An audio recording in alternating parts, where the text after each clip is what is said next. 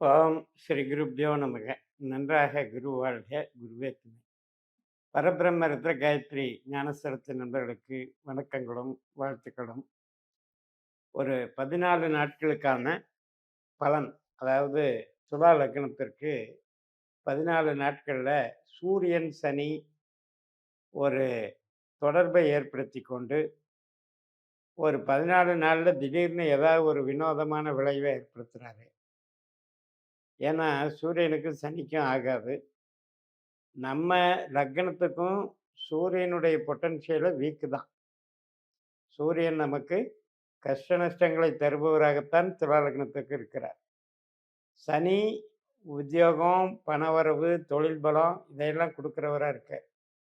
இந்த ரெண்டு முரண்பட்ட நபர்கள் அது 10ஆம் இடத்துலையும் 6ஆம் இடத்துலையும் ஒரு தொடர்பை ஏற்படுத்திக்கிறாங்க. உழைப்பு தானே 6ஆம் இடம், சேவை, சர்வீஸ். 10ஆம் இடங்கிறது நம்முடைய மதிப்பு, கௌரவம், அந்தஸ்து, ப்ரொமோஷன் இதெல்லாம்.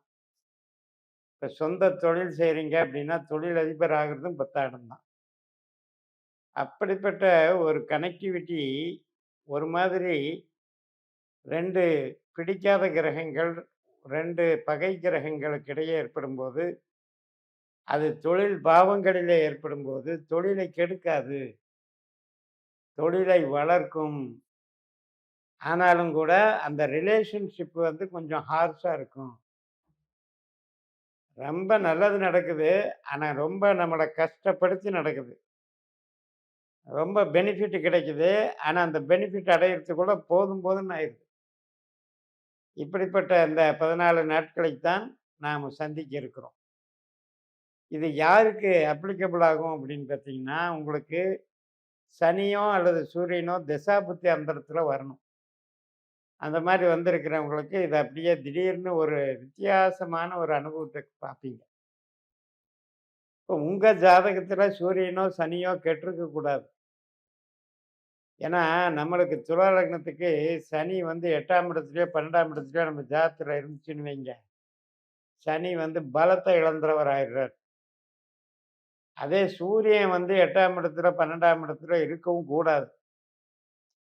அந்த மாதிரி இந்த 2 கிரகங்கள் ஏதோ ஒரு கிரகங்கள் உங்களுக்கு 8, 12ல இருந்ததுன்னா, இந்த காலகட்டத்துல புது நடவடிக்கைகள், புது முயற்சிகள், புது தொழில் ஆரம்பிக்கிறது, ஒரு புது ஃபீல்ட நம்புறது, அல்லது ஒரு புதிய பரிணாமத்துக்கு போறது, முதலீடு.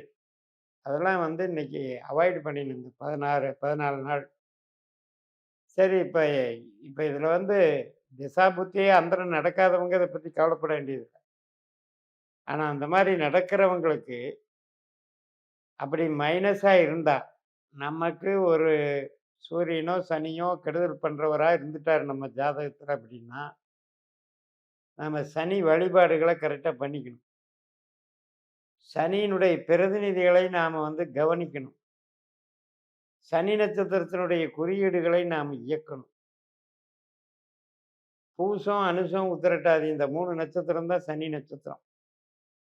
இந்த நட்சத்திர நாட்கள்ல ஆஞ்சநேயரோ, முனீஸ்வரரோ, கருப்பராயனோ தெய்வ வழிபாடுகளை போய் ப்ரே பண்ணிட்டு வந்தோம்னாலும், நம்ம இருக்கிற இடத்துலயே வீட்டிலேயே நம்ம ப்ரே பண்ணிக்கிட்டாலும், ப்ளூ கலரை அதிகமா உபயோகித்தாலும், கடைநிலை ஊழியர்கள், துப்புரவு பணியாளர்கள் மற்றும் வயோதிக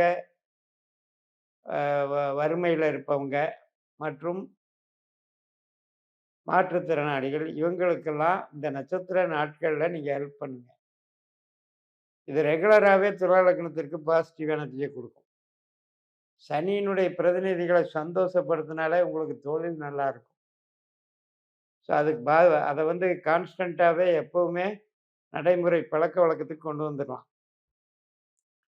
இந்த காலகட்டத்தில் இந்த வக்கர சனி ஒரு மாதிரி இந்த புதனுடைய நட்சத்திரத்தில் இருக்கும் பொழுது, சூரியனும் அங்கே புதனுடைய நட்சத்திரத்தில் இருக்கும் பொழுது, மீனராசியில் உள்ள ரேவதி, கடகராசியில் உள்ள ஆயில்யம், இதன் மூலமாகத்தான் இந்த 2 பேருக்கு ஒரு தொடர்பு ஏற்படுகிறது. அது 6ஆம் இடத்துலையும் 10ஆம் இடத்துலையும் ஏற்படுகிறது.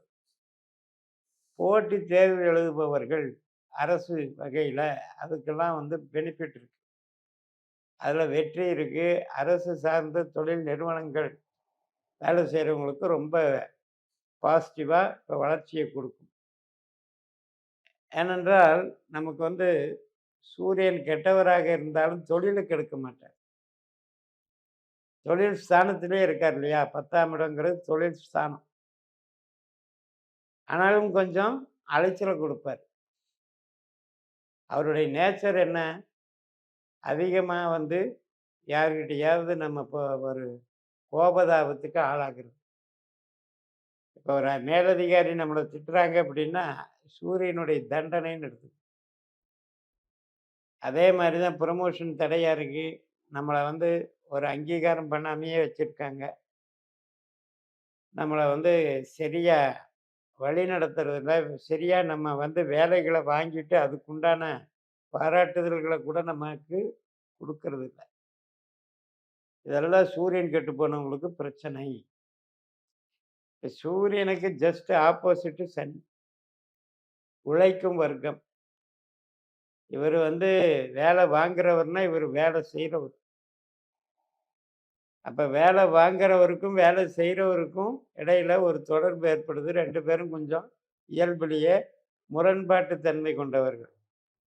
இவரு நான் சொல்றத செய்யுங்க அப்படிம்பார். சனி வந்து அது வந்து அதாவது தன்னுடைய கடமை உணர்ச்சியில கரெக்ட்டா இருப்பாரே ஒழிய, வீணான வஞ்சம், சூழ்ச்சி, அதட்டல் இதுக்கெல்லாம் அடிபணிய மாட்டார். ஸோ இது நமக்கு சனிய வந்து நல்லா ஆக்டிவேட் பண்ண தொழில் பலம் அதிகரிக்கும். உங்களுக்கு சனி திசா புத்தி அந்தரங்கள்ல இந்த மாரி 2, 6, 10ல சனி இருந்ததுன்னா, மிகப்பெரிய தொழில் வளர்ச்சியை உண்டாக்கி விடுவார். உத்தியோகத்தில மிகப்பெரிய அதிகாரியாக ஆக்கி மகிழ்வார். அது மாதிரி சொத்து பத்து சுகங்களை அனுபவிக்கக்கூடிய அமைப்பு இயந்திரங்கள் வழி, ஒரு தொழிற்சாலைகள் வழி நம்ம வந்து டெவலப் ஆகறதுக்கெல்லாம் சனி தான் உதவுறார். அப்படிப்பட்ட ஒரு இந்த 14 நாட்கள்ல நாம வந்து கொஞ்சம் கவனமா இருந்துக்கணும். சூரியனுடைய நட்சத்திரங்கள் உங்களுக்கு ஆக்டிவேட் பண்ணக்கூடாது. சூரியனுடைய நட்சத்திரங்கள் கிருத்திகை, உத்திரம், உத்திராடம். இந்த நட்சத்திர நாட்கள்ல கொஞ்சம் கவனமா இருக்கணும்.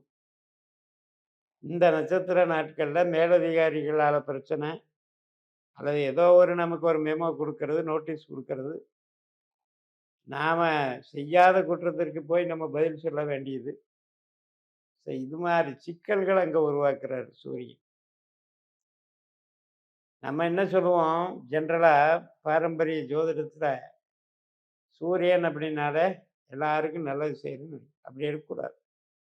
நம்ம லக்னத்துக்கு சூரியனுடைய பொட்டன்ஷியல் வந்து தடைகள், தோல்விகள், அவமானங்கள், செலவுகள், இடம் விட்டு இடம் போதல், ராஜ தண்டனைகள் இதையெல்லாம் தான் குறிக்கிற கிரகமா இருக்கு. அதனால உங்களுடைய ஜாதகத்துல சூரியன் 8, 12ல இருந்தால், நீங்க சூரியனை இயக்கக்கூடாது. சூரியன் நட்சத்திரங்கள்ல ரொம்ப ரொம்ப கவனமா இருக்கணும்னு சொல்லி நிறைவு செய்கிறேன். இந்த சேனலை சப்ஸ்கிரைப் பண்ணி ஷேர் பண்ணுங்க. உங்க தனிப்பட்ட ஜாதக பலாபலன்களை என்னுடைய வாட்ஸ்அப் நம்பர்ல தொடர்பு கொண்டு பலன் பெறுங்கள். உங்களிடமிருந்து விடைபெறுகிறேன். உங்கள் ஜே.எம்.எஸ். நன்றி. வணக்கம்.